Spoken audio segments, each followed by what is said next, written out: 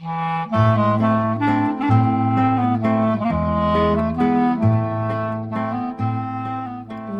to Couples Therapy in 7 Words. I'm your co-host Judy Alexander, and I'm here with my husband, Dr. Bruce Chalmer. Well, hello, Judy. Hello, viewers and listeners.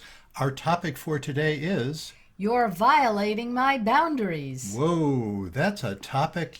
People use that term a lot, and it was your idea, actually, to bring this up because you've heard about this. Right. And I hear about it a fair amount as well. So we're going to talk about what does that even mean? Yeah, well- good question, because I always hear people saying, well, he violated my boundaries, and I don't even know what that means. Yeah, I mean, it means something, but we will talk about it. It means, I think it means different things to different people, so we'll And have we- to figure out what it means. Indeed, and we do happen to have a listener question that We touches do. on that very thing because not an uncommon thing. Right. So we will talk about that. Before we do that, we of course would like to invite you to spread the word about our podcast. Tell your friends, like our social media posts, and subscribe to us, and whatever the heck else people are supposed to do. Follow, that's it. Share. All of the above. All those things. Yep. Good reviews, 5-star reviews. Yes, please do that.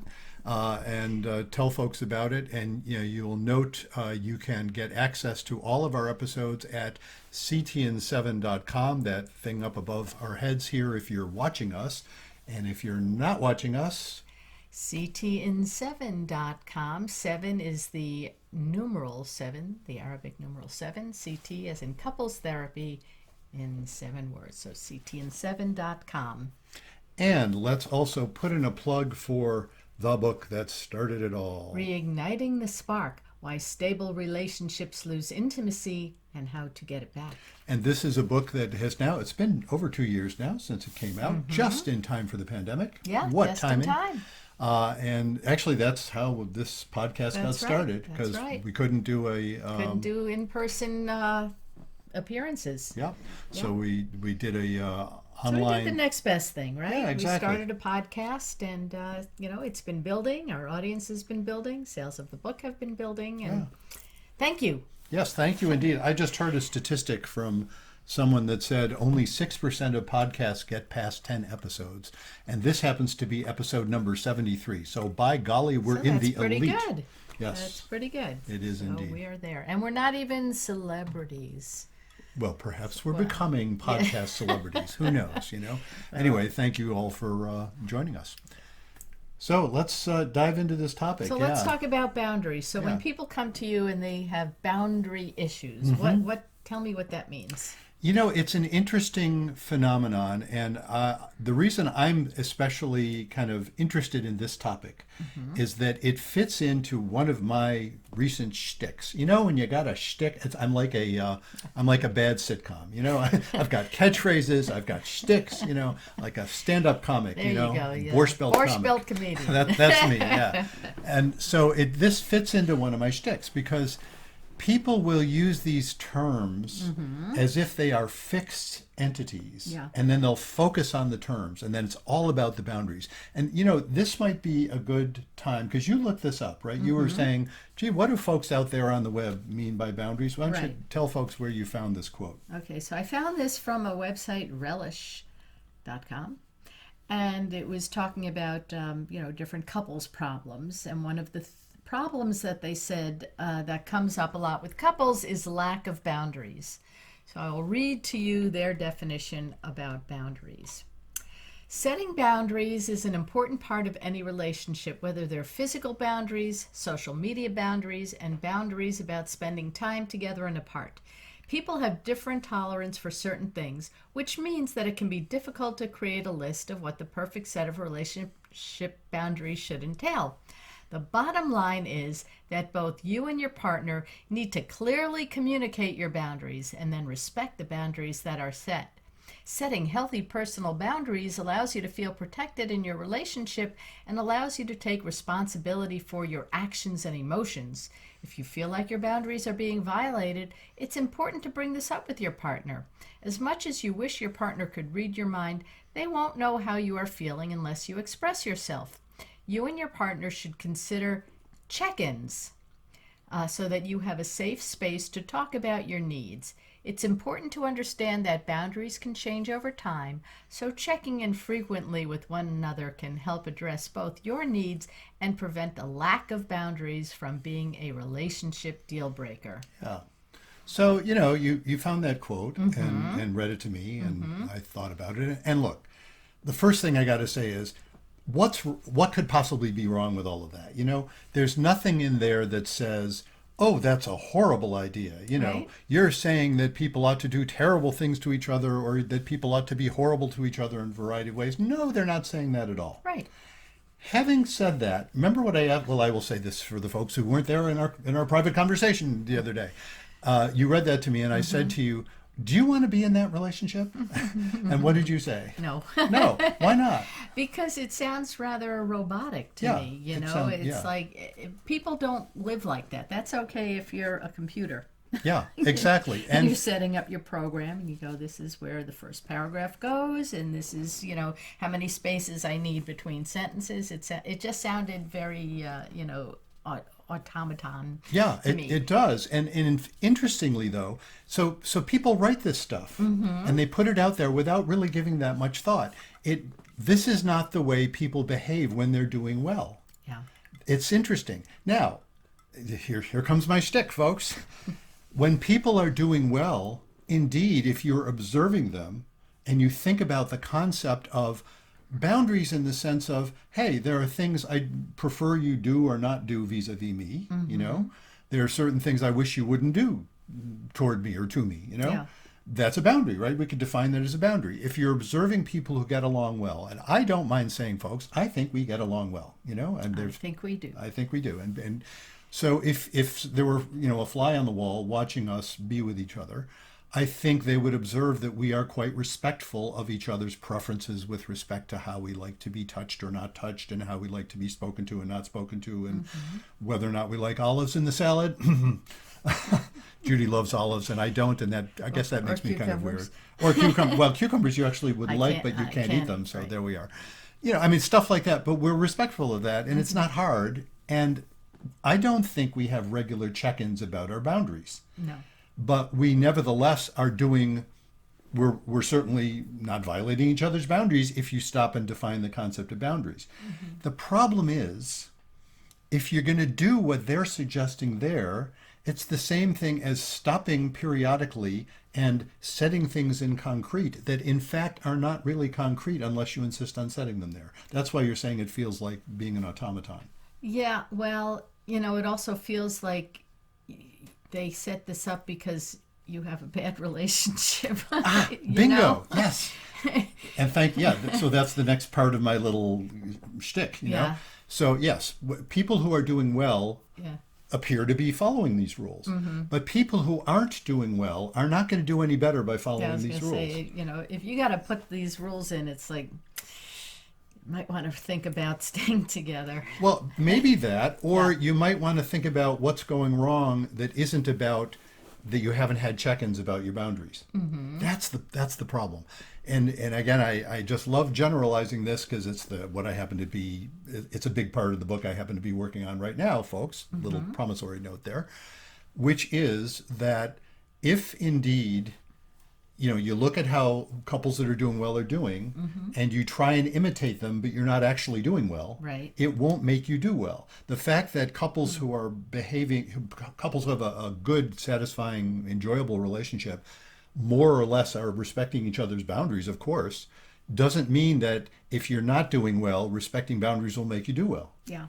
That's the problem. And this is, sorry for the little egg-headed comment here, but this is the post hoc ergo propter hoc fallacy. Google it, folks. Can't even spell it. How do you expect me to It's Latin. What it means is it happens at post hoc, after, therefore, because of. So in other words, if you observe that, oh, look at that, these people are respecting their boundaries, must be they're getting along because they're respecting their boundaries. No, folks, they're respecting their boundaries because they're getting along. And just imitating their apparent respecting, that's not even a word, respecting of boundaries. Another word like that, by the way, boy, talk about an aside here, agreeance. Do you know that word, agreeance? No, I don't. I have heard that word, and It's really kind of it's the sort of word that grates on me. It's like, that's not a word, is it? But people say it, especially younger folks. And then I'm thinking, apparently it's a word because it makes sense. It is now. It is word. Yeah, it is language now. evolves. So here we go. There we go. So the Are point we being, we're in agreement on that. Yeah. The point being that this concept of boundaries gets codified. Yeah. And so that's one problem with it, is it gives you the illusion that if only you could clarify with your partner your respective boundaries, and each of you respect those, then everything will be fine. And, first of all, if you're getting along well, you're constantly doing that without having to define the concept of boundaries. Oh, you don't like that? Well, I don't do anything you don't like, so I won't do it. It's not difficult, Yeah. Or if we have a conflict about that, we better bring it up in one of those, anxiety-producing intimate conversations that I'm always touting, and then then you can work it through. But this concept of boundaries, it gets set in concrete. It's like this is a thing now, and then people fight about the thing as opposed to whatever it is that's really bothering them. Yeah. It ends up being a distraction. And so maybe would this be a good time maybe to go to a listener letter, and we can kind of apply that to the specific, because we have a letter that just happens to mention this very topic. Okay. Dear Dr. Bruce and Judy, hi, my name is Camille, and I'm a 32-year-old identifying female. I am in a relationship with Oliver, who is 30 years old. We've been together 3 years and living together for 1 year. We've both been in serious relationships before. I was engaged to someone else before I met Oliver. My fiance called off our wedding the week before we were to get married. As you can imagine, it was quite devastating, and I moved on. Oftentimes, when we're with a group of friends, Oliver will bring this up. Each time I've asked him not to talk about it because it's really upsetting. He says that if I were really over it, it wouldn't upset me. I've also told him repeatedly that I don't want him to like pictures on social media posted by old girlfriends. He says he's just being friendly and I should get over it. Isn't it important that someone respect your boundaries? My therapist says I need to be clear about my boundaries and move on if he doesn't respect them. How do I get Oliver to see he is violating my boundaries? Yeah. Great question, Camille. I mean, and look, first of all, this is the things she's bringing up are painful, obviously. I don't mean to trivialize them in any way. Right. And I can see why, look, and her therapist, again, I can quibble about the use of the word boundaries there or not, but her therapist is essentially saying, hey, you really need to think about, is this person right for you? If he's being a jerk to you, and you can't seem to address it, then indeed, that's an indication maybe you need to end that relationship. I will note that the idea of addressing it, a couples therapist that I am, I'm thinking, hey, have you guys tried to talk to somebody about about some of these issues? What's going on for Oliver? The way she's presenting him, he kind of sounds like a jerk. Not kind of. He sounds like a jerk. Sounds like a jerk. It may well be, and this is a commonplace scenario, that if I was talking with Oliver, he would be telling me all the ways that Camille's being a jerk. It's possible. And maybe they can work that out, or maybe they can't. There's an element here of maturity. Right. It's possible that they could, who knows what they could do. There's all kinds of possibilities here. But the thing about how do I get him to see he's violating my boundaries is probably not serving her very well. It's not about his violating her boundaries. It's about some things he's doing that she wishes he wouldn't do. Now, why am I quibbling about semantics there? Isn't that what a boundary means? No. What do you? Yeah, I meant that as a rhetorical question. Go ahead and answer it. What do you think? I think that using the word boundaries is distracting from the real problem. The real problem is he is doing something that is upsetting to her. Yeah. So take out the word boundary. You don't have to say you're violating my boundary. It's upsetting to me, so why would you want to do something that's upsetting to me? See, now you're actually talking about a real relationship. When you go, and I think you're getting at that, what is it that bothers me about using that term? It ends up being a distraction. It's like, okay, now we're talking about some abstract principle. Right. that I would really question. It's like, yeah, when you set it in concrete like that, even the question about whether to bring up the things she wishes she wouldn't bring up, right? That's got to be so contextual. I mean, the way she's presenting it, I think I get it. It's like, no, I'm not saying she shouldn't complain about that. It's like, no, he sounds like he's being an idiot. I mean, if I did that, you would well think I'm a jerk, right? I mean, Yes, I would. I hope you would, Yes, and I hope would. I wouldn't do that. No, you would not do that. I like to think I wouldn't. I mean, it's certainly not on purpose. And if you did, and if I asked you not to do it again, you would not. That I know. I like to think I wouldn't. But interestingly, I don't think we have anything quite like this. And if we did, if you asked me not to do it, I would absolutely respect your request. Right. But I would probably inquire into it. Yeah. I'd want to know more about it. It's like, help me understand that. And maybe there would be some hope. And it's kind of interesting. If you, let's grant that Oliver's being a jerk. And nevertheless, he said, she's quoting him. He says, if I were really over it, it wouldn't upset me.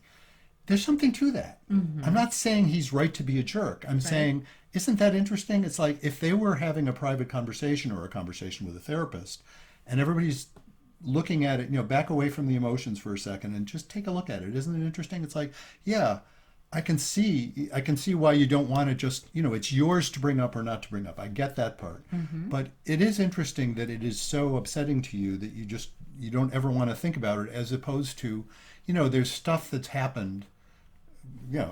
We're a lot older than they are, Right. We've lived a while, We have. There's stuff that's happened in my life that was difficult, upsetting, of course. I mean, you live long enough, that's kind of comes with the territory. What happens.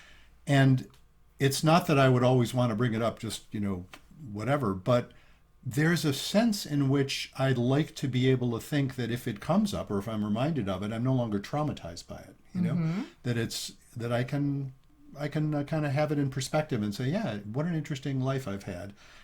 My fiance left me at the altar, or almost. Right, close to it. Close to it. And yeah, that was a tough one. I'm glad to have learned from that. I wish it hadn't happened, but that sort of thing. Again, that shouldn't give Oliver carte blanche to impose it on her. But there's grounds for conversation there, but it gets totally derailed when what the conversation is about is, these are my boundaries. And then apply that to the other example she gave. Right. She doesn't want him liking pictures of his old girlfriends Yeah, on social and media. That's even trickier, I think, because and this conversation, I have to tell you, this comes up a lot. Oh, really? Oh, yeah. This is a real common one, especially for folks of that generation. Real common scenario. Somebody will say, I don't want you even, being friends on, like, say, social media with an old girlfriend. It makes me feel bad. It could be the woman, could be the man. More often I hear that from women than men, but I've also heard it the other way around. And the man, let's say, the man who's saying that will have this sense of, in some ways this is a slippery slope. Are you going to tell me who I can relate to and who I can't? And that again, if you back away from the hard and fast definitions, that becomes an interesting conversation. It becomes a generative conversation. Yeah, I can see why you would, what I invite the guy to feel like is, we're not women, the guy and me, Right. But there's good reason. This is sort of based on the general sense that it doesn't do men a lot of good in our relationships to think of women as being wrong, to be women. Right? You perhaps have noted that. It seems to piss women off for some bizarre reason. And no, I mean, it really is a fundamental understanding that no, men and women's experiences are characteristically different, and that's totally valid. And when a woman tells a man, I'm obviously speaking as a man, when a woman tells a man, this is something in my experience that perhaps you don't understand, but it's for real, we do well to believe that and work with it. Having said that, it becomes an interesting conversation if I will often caution a couple, don't agree too quickly. In this particular instance, that comes up a lot. They'll have a fight about it, The woman will be pissed and she'll tell the man, I don't want you liking pictures, and from your old girlfriends anymore. And he'll say, well, all right. But he won't really agree to it because they'll be part of it. And it's not because he's being a sleazebag, maybe a little, but mostly, yeah. I mean, again, it's not that Right. not that kind of guy, who just will say anything. No, he means it when he says it, but then he realizes that there's part of him that resists it because it feels like a dangerous thing to agree to. Because if he agrees to that, what else will she start to control in him? If he is genuinely feeling it's okay to be friends on social media with an ex Right. and to like a picture that isn't, it's not a sleazy like, it's like she shows a picture of her with her kid, and he says, oh, isn't that nice, whatever. And these are people who were exes from a long time ago, Right. he doesn't want to start feeling like his integrity is being questioned or his freedom is being restricted more than necessary. And so that doesn't mean he's right either, but it means if they could actually work with that, they might be able to work through some stuff and see where it gets them. Boundaries, when she says, no, this, but the problem with her calling that a boundary issue Yeah. is it's the same thing as if she said, I don't want you to rape me. Right? That's a boundary issue. Yeah. Right? And that's the problem. It ends up in the same category as horrible things. And maybe, and look, to some extent, some of the folks I've heard talk about this speak about it as if it's almost as bad as that. And okay, maybe it is, maybe it isn't. Again, not for me to judge how people react to it, but I'm noting that defining it as a boundary thing, it's this. Here's a related issue. People will say, well, my trust has been blown. Right. Why has your trust been blown? Well, because he was liking pictures and he said he wouldn't do that. And therefore he lied to me. Therefore, I think he might lie to me about anything. That, it all of a sudden becomes totalizing. Right. So it's not like he cheated on her, but he liked something and that was beyond her boundary. Yeah, it was beyond her boundary, and if he violates that boundary, again, it comes up a lot with lying. If he lied about that, then I can't believe anything he ever says. Yeah. And I often note, no, actually, maybe you can. I mean, I'm not a fan of lying, but frankly, everybody lies in one way or another. We often lie to ourselves, telling ourselves it's not a lie, but we've shaped the truth in ways that we want to shape the truth. Sure. And even with intimate partners, and even relatively innocently, I would claim. And, there's degrees there. But to say it's about trust or it's about boundaries, it sets it up to be this unnuanced conversation. And let's look, another major topic of my book to come, ideology versus ideas, Yeah. When you cross over into ideology, and that's the trouble with that quote you read about, lack of boundaries. Right. It's ideological. It's like this, of course, everybody needs boundaries. You just assume that. And therefore you have to check in with your boundaries because, you have to do frequent check-ins with your boundaries. What are your boundaries today? Oh, here are my boundaries today. Yeah, it sounds deadly. It does sound deadly. And you said robotic. Yeah. Right. And also it's missing the richness of interesting conversations that come up when, it's like, I think I don't want olives in my salad. Although, geez, maybe sometime you ought to sneak an olive in there and see what happens. I don't know. I'm not saying that. Yeah, I'm being silly, but Yeah. these Now, things. so what can are some switch. other boundary issues that you come up against that people say are boundaries? Well, We look, talked about that earlier. There's some obvious ones. I mean, as I mentioned, like rape. I mean, my God, that's an obvious one.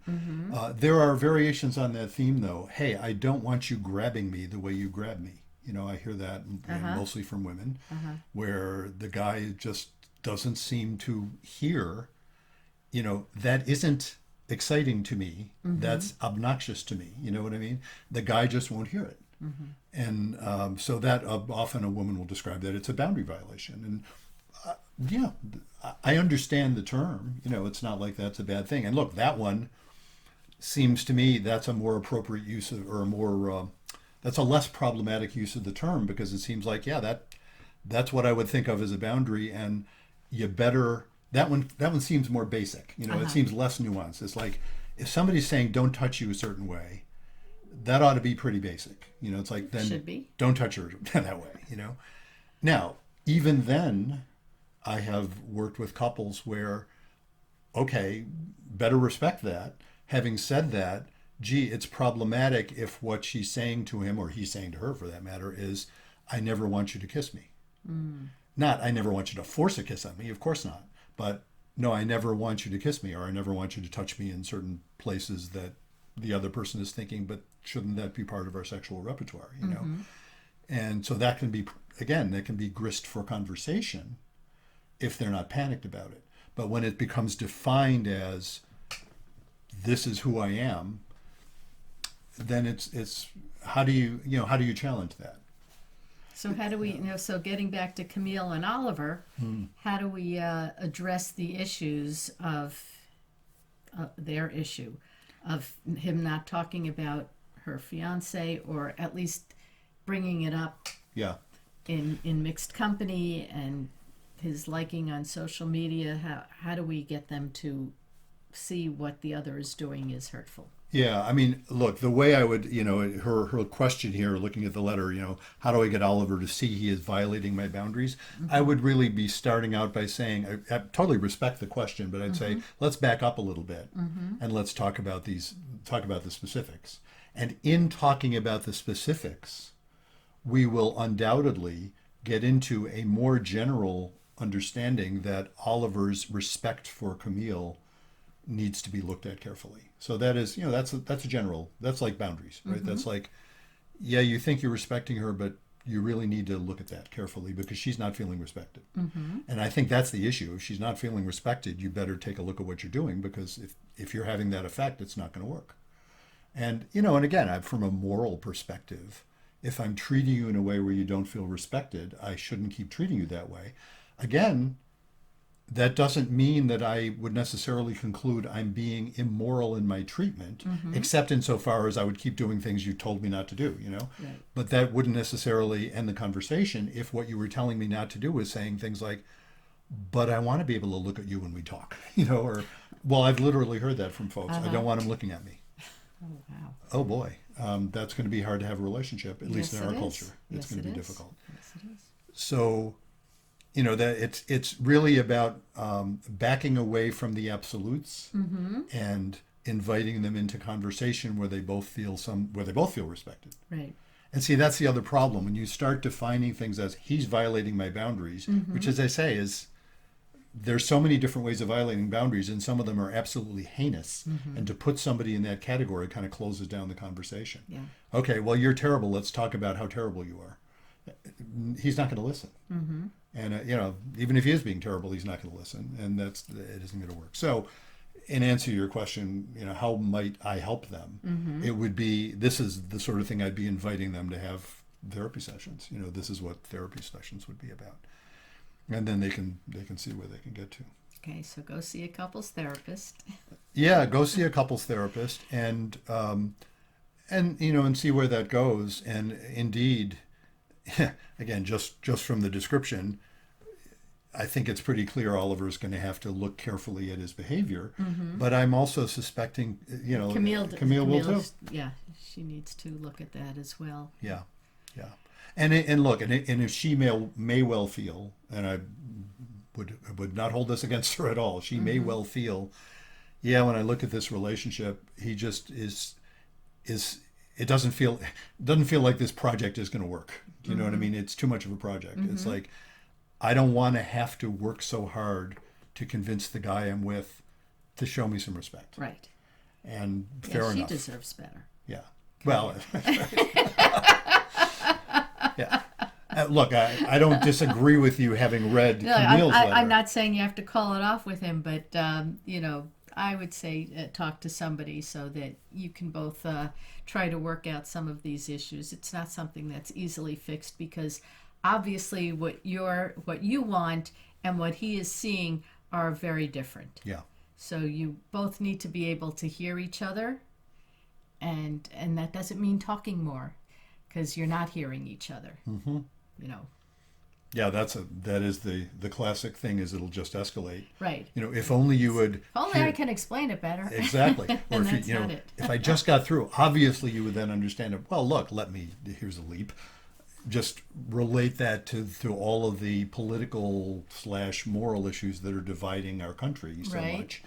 It's a very similar phenomenon. People think that if they just say it louder, or assert it more, that it'll somehow convince the benighted people on the other side. And it turns out the people on the other side aren't nearly as benighted as you think they are. Or there are also people on our side, whatever side you're on, that are also benighted. You know what I mean? It's like, yeah, you got to look at that, because that presumption that, why are you folks, whoever you are, whoever the others are, why are you folks so unreasonable, or why are you so stupid, or why are you so whatever you are, it tends not to invite actually understanding each other, and then finding it turns out there's often common ground that people don't recognize. I'm sure Oliver has many good qualities, otherwise you wouldn't have been with him for 3 years.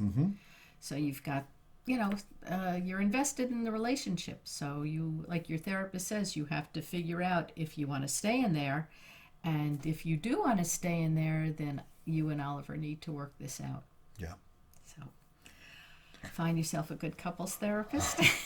Yeah, and just kind of to finish up our general thing, be careful with these terms. I'll rattle off another term or two. Okay. Be careful with terms like boundaries. It's not that it's a vapid concept, but it's be careful, because it nails things down too much. Cancel culture is a good example of that. It's like, okay, cancel culture comes up in situations where people have done some things that I would certainly judge really bad. It also comes up where people have done some things that I would judge, okay, a little off, and then they end up being totalized. And this is an example of totalizing, and you have to be careful with that. The concept of codependence, that's another one of those terms I hear, and I cringe slightly whenever I hear it, because it's not an empty concept. It has meaning. It came out of, originally came out of the addiction literature, describing families where somebody was or has had some kind of addiction, and then they stop using whatever the substance is. And actually, that's dysfunctional family. That came out of that as well. Dysfunctional family came out of that, and then they discover, things aren't as better as people thought they would be, when the person stops drinking or drugging or whatever they're doing. Anyway, be careful with that sort of totalizing language, because it obscures way more than it clarifies. And it can do a lot of harm. And I mean like therapists, we love to make things simple. We love our ideologies, Well, I know exactly what's going to help, and I can just apply my favorite, all the trainings. It works perfectly for all the folks mentioned in the trainings. They train us in a certain technique, and it's magical. And then you work with real people, and somebody forgot to tell them they're supposed to behave exactly like the people in the trainings. Exactly. That happened when I was sleep training my kids. Worked like a charm on my daughter. My son, it's like, he didn't follow the textbook, did he? He didn't follow. Well, that's our daughter-in-law, who's a doctor. She's a geriatrician. She has commented, hey, your body hasn't read the textbooks. Exactly. And which is a very wise point. And that's the thing, that be careful with these totalizing terms, because it can actually, it can damage things. And, we need to be able to tolerate the anxiety of not having it all worked out right away. Yeah. And look, just to bring that back to our 7 words, tell folks the 7 words. Be kind, don't panic, and have faith. Oh yeah, let me hold up. Got to hold up the mug, right? Be kind, don't panic, and have faith, right? That's right. We didn't plug the merch. We didn't plug the merch. Yeah, couples therapy in 7 words. Here's our plug. The 7 words. That faith part is really what I'm talking about. That faith is what lets you deal with a situation like this without immediately leaping to, you're violating my boundaries, as opposed to saying, we have a problem here we haven't figured out how to solve yet, but it's really bothering me. It's maybe even threatening the relationship. We need to work this out. You hear how, there's no certainty in any of that. There's no like, here's the solution. You have to stop violating my boundaries. Any questions? That isn't going to get you anywhere. And that quote you read from and I hate to be dissing other people's websites, but you can find so much of that stuff where people just say there are confident ways of, this is what you have to do, and you have to active listen, and you have to, they have all these techniques. Right, the I statements. The I statements. The we statements. Yes. The me statements. Exactly. And when they become ideological, you've missed the point utterly. And it's a way of reducing anxiety. That's why people like these tools. And everybody comes to me, we're not communicating well, we need tools.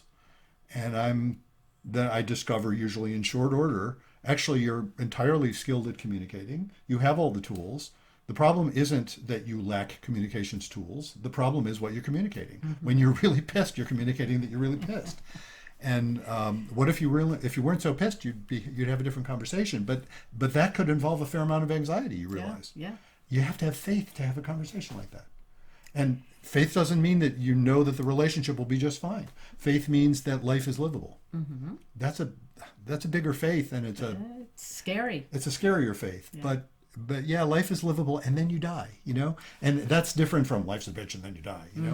No, life is livable and joyous and painful and all of the above, and you die, and isn't that sort of beautiful as well as sad? It really is all of the above. So, well, I hope that helps, Camille, and good luck to you and Oliver. Absolutely. And as always, let us know how things are working out for you. Mm-hmm. And if you have any questions that you would like to ask me or Bruce, you can write to each of us. You can write Bruce at ctn7.com or Judy at ctn7.com. You weren't having trouble remembering your own name there, were you? No, I don't think so. No, but I was saying com, and I'm thinking of the word CALM. So it took me to another plane just for a moment there. What a nice association. Yes, ctn7.com. We could probably get that domain name. Right? I wonder if there are any .com. So, or you can come to our website, ctn7.com. That's COM. Yes. And when you do that, you actually can sign up for a time to be interviewed yourself. Yes, if you would like to be interviewed. And that is how we have found some really cool guests. And we have some more coming up, and expect to even set up some more. That's right. And we can even plug the fact that we were interviewed.